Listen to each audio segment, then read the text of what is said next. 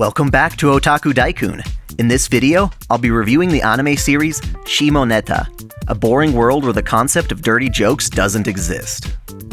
It aired during the summer of 2015 and is now getting a dubbed release via Funimation. As such, you can watch it on Hulu or the Funimation channel, or look forward to it on Blu-ray and DVD this winter. This will be a light-hearted, spoiler-free review that serves mostly as a recommendation, so please enjoy if you're interested in my thoughts. The world of Shimoneta is a bit of a hypothetical one. In it, the Japanese government declared an outright ban on all immoral sexual content, ranging from dirty magazines, lewd speech, dirty jokes, and overall sex education. They've gone so far as to force civilians to wear chokers that monitor their choice of words, and even their hand movements to prevent them from drawing or writing anything deemed immoral.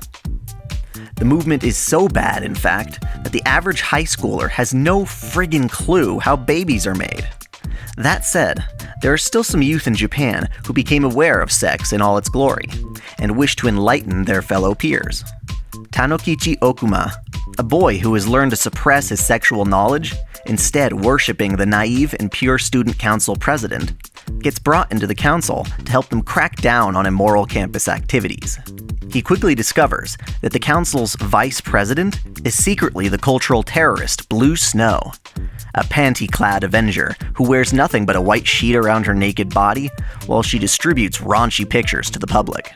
This classmate, Ayame Kajo, begins converting Tanukichi into a member of her organization SOCS, whose goal is to spread knowledge of sex to their shackled community. I love the art style in this anime. The characters are quite expressive and cute, but even more than the design is the animation itself, which moves often very rapidly, enhancing the show's comedic potential.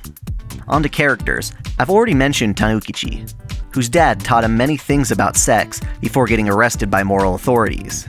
He seeks to purify himself by following in the footsteps of his crush, Ana Nishikinomiya, who is considered a paragon of moral perfection.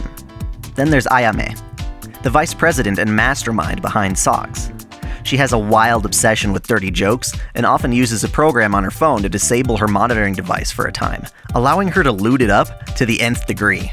Anna, the council president, is so naive and unaware of sex that she relies on others to point out innuendos and dirty imagery. She's accompanied by Raiki Goriki, who is also quite naive, unaware of his own homosexuality rising to the surface.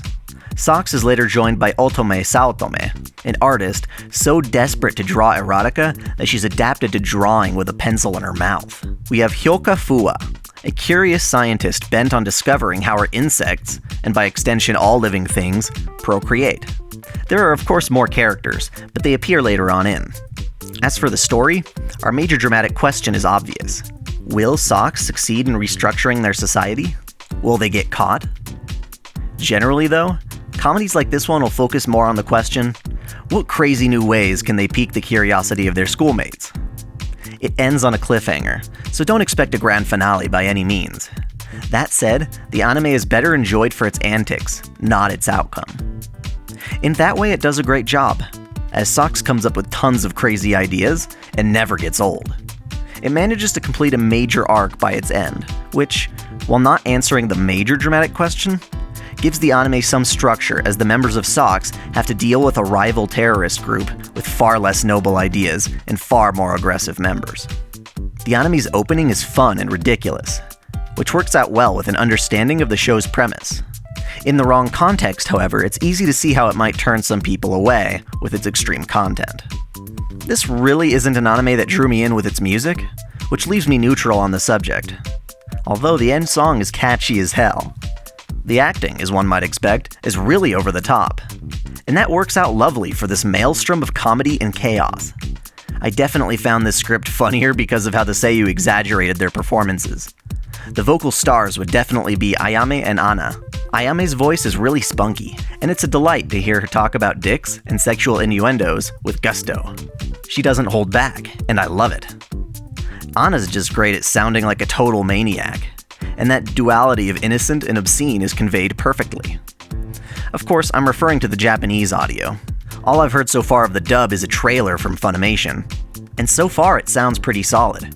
Obviously, this isn't the deepest anime around, but in a time of nagging social justice and cultural sensitivity, it's fortunate we have an anime that can point out the major flaws in such a Puritan mindset. All in all, I recommend this one as great.